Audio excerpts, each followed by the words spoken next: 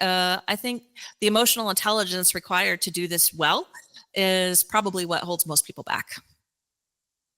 Yeah, that's would have been my guess, but I figured you'd have a lot larger sample size of where you see people struggling. So I was interested in hearing that. But yeah, I'd agree that people probably are better at hearing words, but then not getting the tone or the subtext or the inflection that probably reveals a lot more to the meaning behind the words, or the indication that there's more that they're not saying, or kind of between the lines, that is really important for if you're trying to communicate clearly and actually listen and to understand them, that a lot of people miss just because they haven't flexed that muscle enough. It's kind of atrophied.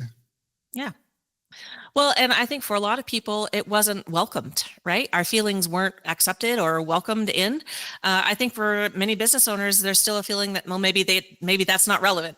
Like, I was in one conversation and a person said to me, she was describing a person in her business who was saying the same thing over and over and over again.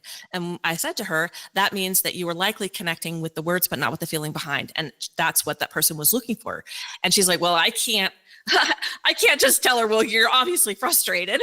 She was afraid of actually bringing that to light. But in fact, that was what was stopping her from making that connection and moving the conversation forward. So interesting, right?